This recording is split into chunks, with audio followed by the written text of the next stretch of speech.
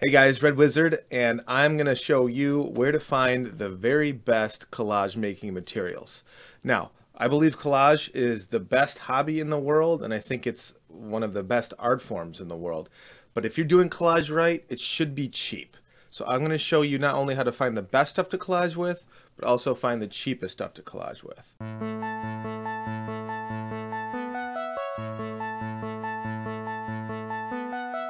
Let's break it down to my favorite spots that I personally look for collage making materials. And the very cheapest place you could find stuff right now is in your own home. In your own home, you probably have everything you need to collage with. Old magazines, old books, family photographs, okay? And you probably have a glue stick and some scissors and paper sitting around. But I'm not going to get into how to make a collage from start to finish. I want to break down every process, and step number one is finding cool stuff to collage with. Let's talk about my favorite places to find collage making materials. Number one, the garbage. Yes, that's right. You could find awesome stuff right in the garbage. Now, I don't go digging around in like stinky old nasty garbage cans and stuff like that, but in the States, in the summertime, in the spring, when people, clean their garages and attics and houses out, they usually leave big boxes of stuff out by the curb. Now, you might be laughing, but literally the first time I ever looked in garbage, I found a $40 Spider-Man comic. It was the first appearance of Venom. Okay, so ever since then, I didn't think I was too cool to look in the garbage. All right, the next spot number two, is flea markets. Now, there's all sorts of different flea markets. If you haven't ever been to one, I recommend going. They're so much fun. Flea markets, it's all about the timing. Try to get there early, try to find the good stuff. Now, flea markets have different kind of vibes, right? Some flea markets, it feels like you're going to a bunch of garage sales at once. Those are the best ones. Other flea markets feel like a crappy shopping mall, or maybe like a higher class antique thing. One thing you don't want to do is you don't want to pay collector's prices for materials. Like, there's plenty of comics that I would love to cut up and make collages with, but I'm not going to spend like $5 on a comic book or $20 on a comic book when hopefully I could find boxes of stuff for much cheaper. Which leads me to one of my biggest collage making tips. Always try to buy in collections. Most of the places that I think all of the places I'm going to mention right now, you can haggle with people.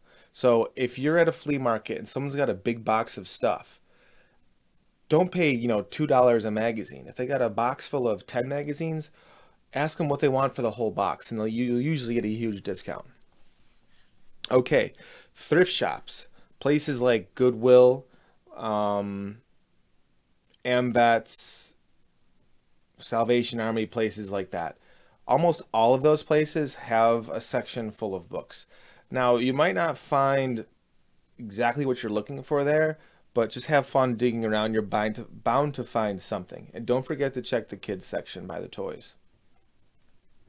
Library sales. Library sales are some of the best places that you could find super awesome, inexpensive materials.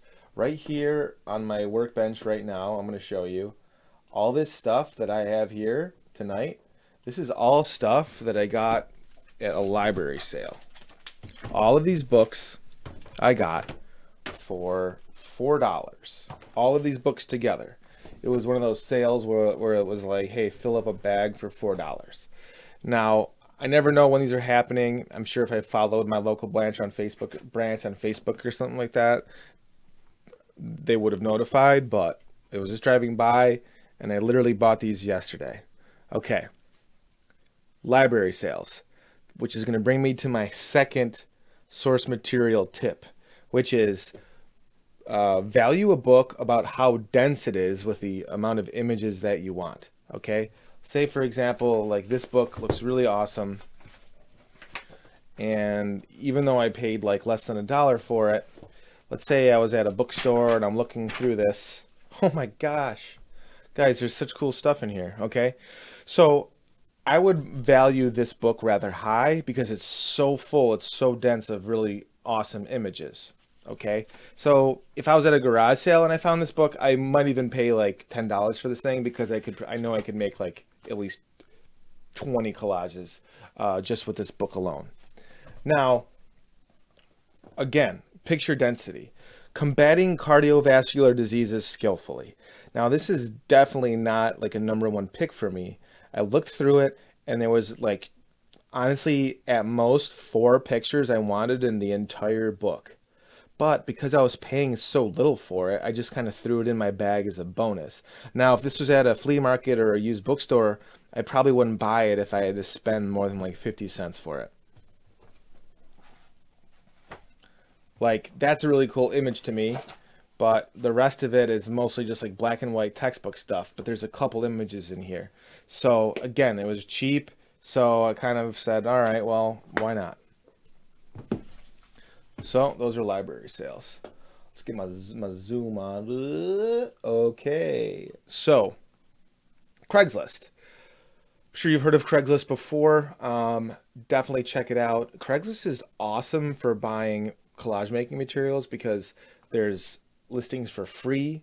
There's listings for estate sales and garage sales, so you can find those on there. And for example, I got literally like, let's see if I can turn my camera around.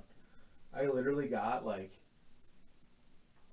5 billion gajillion National Geographic magazines from Craigslist for, honestly, like, that's like so many years worth of National Geographic magazines, and I got those for like 50 bucks. We're talking like 1965 to 2005. $50 for all of those. Again, buying collections is well worth it. I'll be cutting those up for years. I brushed on garage sales and estate sales a little bit. Similar to a flea market, you never quite know what you're going to get. There's a lot of hype surrounding estate sales right now, so just, watch how much you're spending. Okay, one of my favorite spots to look are actually used bookstores. If you haven't been one in your town or your city, like, definitely check them out. They're usually run by kind of like kindred souls types, right? Like, they're obviously, like, a used bookstore is like totally old school.